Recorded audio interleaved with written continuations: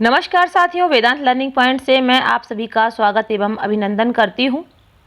आज मैं आप सभी के लिए एक टॉपिक लेके हाजिर हुई हूं, जो है गणितीय विकलांगता का उपचार।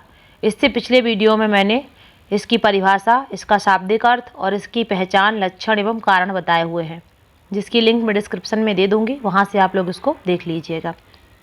ये जो यूनिट है दूसरी, विशेष आवश्यकता वाले बच्चे, ये जो है इसमें से 25 नंबर का पेपर आएगा, इसीलिए थोड़ा डिटेल्ड में बता रही हूँ ताकि सारा टॉपिक कवर हो जाए। तो ध्यान से इसे सुनिएगा, ध्यान से समझिएगा। याद नहीं करना है, खाली अच्छे से आप सुन लेंगे तो दिमाग में बैठ जाएगा। बस बशर्ते शर्त ये है कि आप ध्यान से इसे सुने। आइए शुरू करते हैं। गणितीय विकलांगता का उपचार, रेमेडी ऑफ डिसकैलकुलिया। वर्तमान समय में गणितीय विकलांगता का उपचार भी संभव है।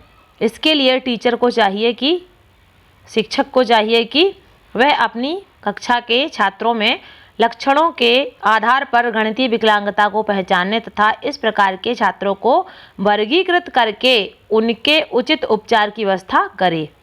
गणितीय विकलांगता से युक्त बालकों के उपचार हेतु शिक्षकों को अग्रलिखित उपाय करने चाहिए। देखिए क्या क्या उपाय हैं। शॉर्ट में ही पूछ सकता है, बहुविकल्पीय पूछे तो एक उपाय लिखना है। अगर बहुविकल्पी में जो मैटर देगा उस हिसाब से एक शब्द चूज करना होता है। उसके बाद अति लघुत्तरी में आप एक पूरा उपाय लिख दीजिएगा। अगर लघुत्तरी पूछे तो तीन उपाय लिखेंगे तो हो जाएगा 75 शब्द में। इससे बड़ा पूछे तो फिर दीर्घोत्तरीय पूछेगा तो उस हिसाब से लिखिएगा। पहला उपाय है, यदि बालक में तंत्रिका तंत्र संबंधी दोष के कारण गणितीय विकलांगता है तो इसमें मात्र शिक्षक द्वारा अपेक्षित सुधार नहीं किया जा सकता। इसके लिए शिक्षक को चाहिए कि वह छात्र एवं अभिभावकों को बालक की चिकित्सकीय जांच की सलाह दे, क्योंकि चिकित्सकीय जांच के आधार पर तंत्रिका तंत्र संबंधी चिकित्सा करके गणितीय विकलांगता को दूर या कम किया जा सकता है। अधिक होगा दिक्कत तो कम हो जाएगा, और अगर थोड़ी दिक्कत होगी तो एकदम से दूर हो जाएगी। दूसरा है, वंशानुक्रम संबंधी गणितीय विकलांगता को उपयुक्त वातावरण प्रदान करके दूर किया जा सकता है, क्योंकि अनेक प्रकार के गणितीय प्रयोग एवं गणितीय वातावरण को उत्पन्न करके गणितीय अयोग्यता को कम किया जा सकता है। तीसरा है, स्मृति की मंदता को पूर्ण ठीक नहीं किया जा सकता है, इसमें मात्र सुधार किया जा सकता है। इसके लिए शिक्षक एवं विद्यार्थियों दोनों के द्वारा ही सम्मिलित रूप से प्रयास करने चाहिए। इसके लिए स्थायी रूप से अधिगम कराने से संबंधित गतिविधियों को अधिगम प्रक्रिया में अधिक स्थान देना चाहिए। चौथा है, गणितीय अयोग्यता को दूर करने के लिए छात्रों को उनके स्तर के अनुसार गतिविधि आधारित शिक्षण अधिगम व्यवस्था करानी चाहिए। जैसे प्राथमिक स्तर पर गणितीय पहेली एवं गणितीय कविताओं का सहारा लेना चाहिए। इससे अधिगम स्थायी रूप से होता है तथा गणितीय विकलांगता को दूर किया जा सकता है। पांचवा है, मानसिक मंदता को पूर्ण रूप से ही समाप्त नहीं किया जा सकता, परंतु इसके प्रभाव को कम किया जा सकता है।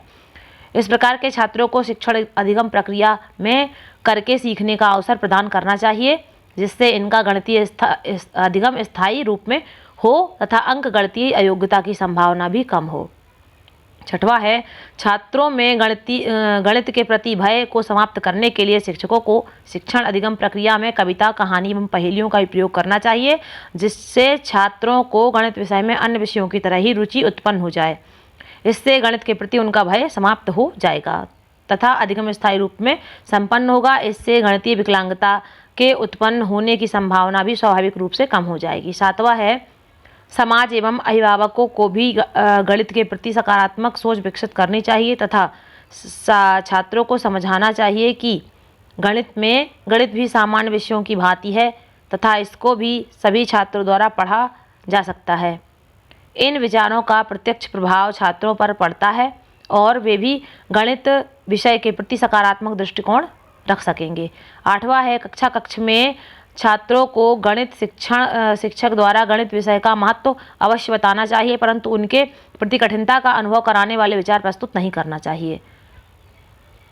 वरन गणित को एक मनोरंजन एवं उपयोगी विषय के रूप में प्रस्तुत करना चाहिए, जिससे एक ओर तो छात्रों में गणित विषय के प्रति रुचि उत्पन्न होने लगेगी तथा दूसरी ओर उनका अधिगम स्तर भी स्थायी रूप से हो जाएगा।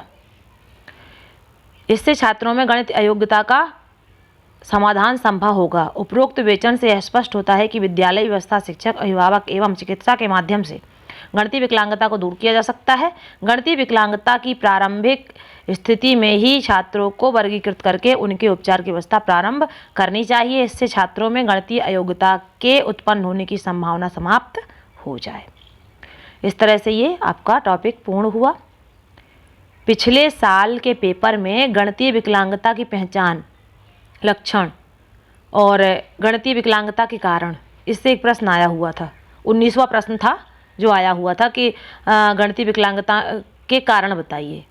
तो हो सकता है कि इस बार उपाय पूछ ले या पहचान पूछ ले, इसलिए अच्छे से ये पढ़िए, ये बहुत ही इम्पॉर्टेंट टॉपिक है। चैनल सब्सक्राइब कर लीजिए अन्य टॉपिक्स के लिए। आप सभी का धन्यवाद। आप सभी का दिन शुभ हो।